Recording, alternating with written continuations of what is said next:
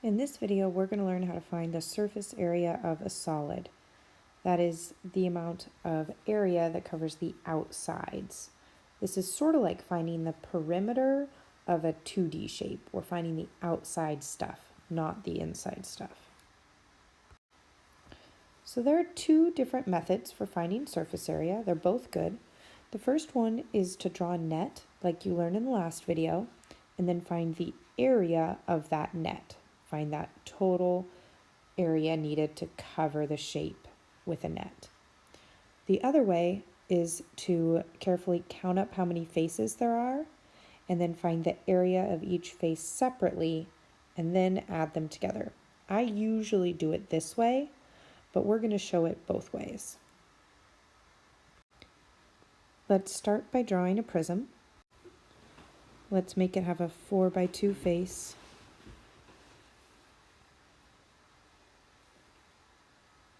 And then another 4x2 to match it in the back. And then connect the corresponding corners. And then let's label. So we had 2, 4, and then let's say that this is a depth of 6. All right, now the next step is to make a net. So go ahead and draw out a net for this. Pause until you've got it.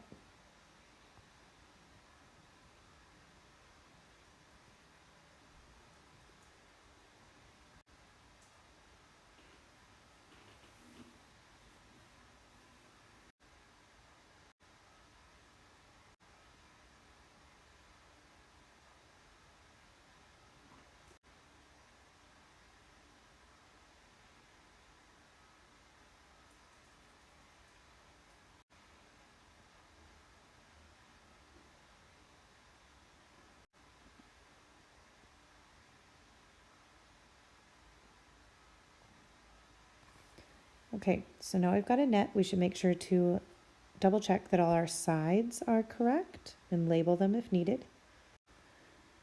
You may not have needed to actually label all those, but that's fine. And then we need to find the area of the net. So this is just like finding the area of a compound shape. We've got all these different rectangles, and we need to find each of their areas separately and then add them all together. So let's do that. At this point, I'm noticing that those opposite faces have the same area, right? That top blue and bottom blue rectangle are both 24. Both of the red sides are going to be 12. And then the green sides are both 4x2, so those are both going to be 8. So then my final step is I add them all together. And when I add them up, I get 88 units squared. Now, we're dealing with a 3D shape, so shouldn't this be units cubed? Well, no, because we're talking about the surface area. And since we can lay it out flat like a piece of paper, that means that it is something squared. The inside space or the volume would be cubed, but the surface area is just squared. All right, let's do another example. All right, in this example, let's do a pyramid. And this time, I'm not going to draw a net first. I'm just going to show how I might think about it doing it otherwise. So let's try our best to draw a pyramid. This is definitely the shape that I'm the worst at. So if you think you can draw a better one than me, by all means, don't follow my instructions. I find it works out a little bit better if I start out with a parallelogram as my, or that I draw my square base sort of like it's a parallelogram. And then I put down a dot for where I think the point of that pyramid could be. I'm going to put it there.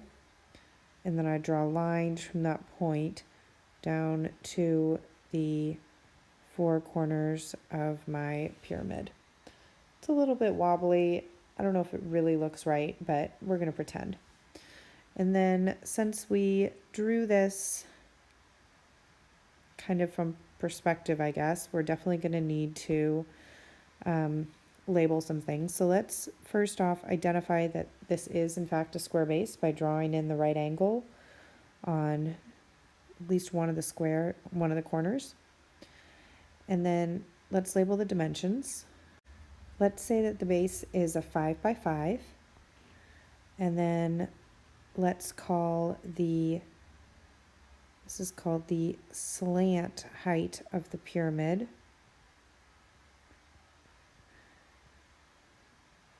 Like that. Let's say that that is 7. Okay. And that's the only measurements I'm going to give us for right now. So then let's think, how many sides are there? Or I should say, how many faces? Well, I see the bottom, and then I see 4 corners or 4 faces on the sides of the pyramid. So I see 5 total faces.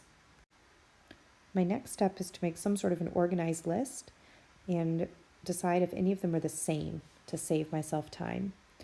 So I definitely know the square is by itself, so I'll call that the base. And then all 4 of my lateral faces are going to be the same because they all have a base of 5. And if it's a square pyramid, that means that the height of each one must be 7. So I'm going to say 4 times, and then maybe I'll even draw in the triangle. Sometimes I like doing little drawings for them. 4 times the triangle. And so now I need to figure out what each one is. Well, the base down here, that's my 5 by 5, so that's 25. And then my lateral faces, here, those are all a base of 5 and a height of 7. And with a triangle, that means I need to do base times height divided by 2, which gives me 17.5. But of course there are 4 of those, so I need to do 4 times that amount.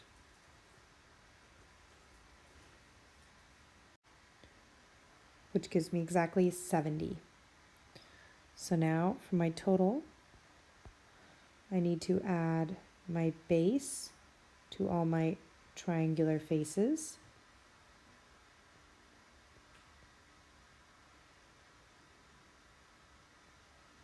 Which gives me 95 units squared. So notice in one method, we drew out the full net, labeled everything, and then used that to organize our math. In the second method, we made some sort of an organized list by labeling what our different faces were and then carefully showing our work that way. It's up to you which one you like better. If you have a hard time visualizing it, you might prefer to use the nets. I prefer to make an organized list, but it is really up to you. All right, for your practice problem, you're going to practice the first method. So I've given you a net for a solid. I need you to decide what type of solid is this? What would this fold up into? What's it called? I want you to write down the name of it. And then I want you to find the area of the net. Please be sure to show all your work. We will check this in class together tomorrow.